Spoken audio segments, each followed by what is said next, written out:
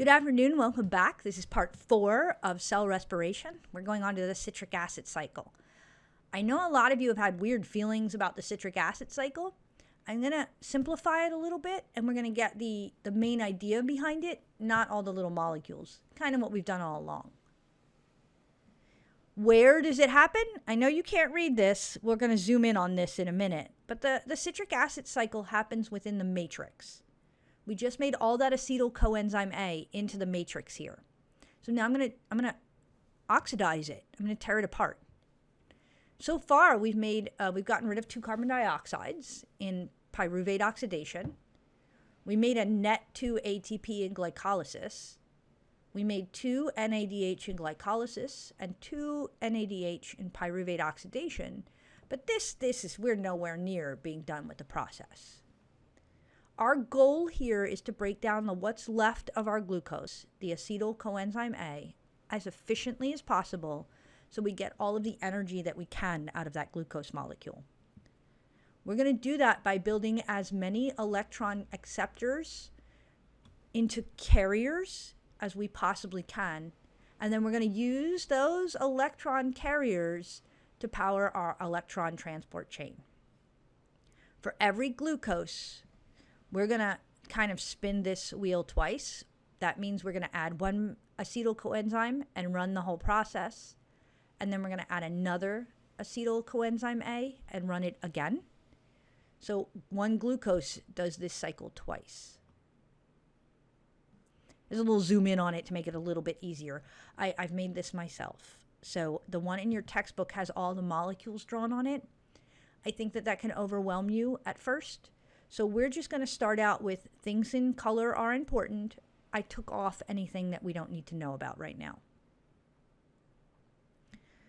So I have a bit of a story for you with a few molecule names. In the matrix, there is a 4-carbon molecule called oxaloacetate. Oxaloacetate is just going to be there. I'll show you where it comes from in a minute. There is an enzyme that grabs that acetyl coenzyme A that we just made. It pops the coenzyme A off. That's an enzyme. It's not involved in our reaction. It's just there to bring the acetyl coenzyme A to the place where we need it. And it joins the 2-carbon acetyl side of the acetyl coenzyme A to my 4-carbon oxaloacetic acid, and oxaloacetate, and it forms a 6-carbon citric acid. Citrate. This is why it's called the citric acid cycle. And that's why I'm giving you these 2. So you have a reason for the name in your head. I don't need you to be able to draw it. I want you to answer, where does the coenzyme A go? This is a coenzyme. It's an enzyme. So it's back in the matrix. What do you think it does next? And I'll leave that for review. As we go through the rest of the cycle, we're going to oxidize this 6-carbon citric acid. We're going to tear it apart. We're going to pull off some electrons, some protons, and we're going to pass them on to NAD positive and FAD. These are our electron acceptors. They're going to accept them. So I want to show you these arrows again because they've caused confusion in the past. I start out, this arrow is going towards the NADH. That means I start out with NAD positive, and my result at the end of running this cycle is an NADH. NADH and FADH2 are electron carriers, or they're later going to donate electrons to the next stage of the process. They hold on to those excited electrons so that we can continue to not lose energy from them and put them in places where we need them to be. By the time I get all the way around, fundamentally, my glucose has been oxidized. I've torn it completely apart. This means I've added one more thing in this picture. Because I'm oxidizing my glucose. So as I go around and I bring in my 2-carbon acetyl coenzyme A, and I go around this process once, here, and back to the beginning, I have gotten rid of all of the carbons on my original molecule that came into this process. By the end of the citric acid cycle, remember I do this once for every pyruvate.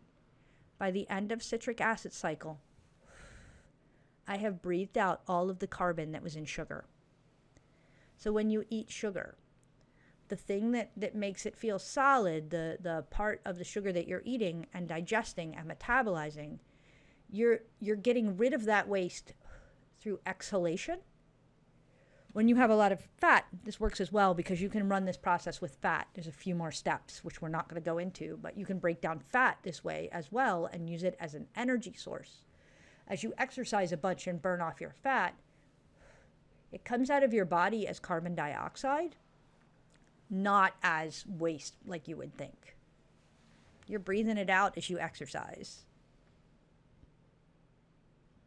We're going to generate a little tiny itty bitty bit of ATP. When I learned this in high school, for some reason, this was a big deal. We got all excited about this ATP, 1 per cycle. An ATP is, can make a dynein protein do that? We could make 1 phosphorylated intermediate. It's not enough to do much. It's certainly not enough to go through all this effort to break down a sugar. What we're after is these electron carriers.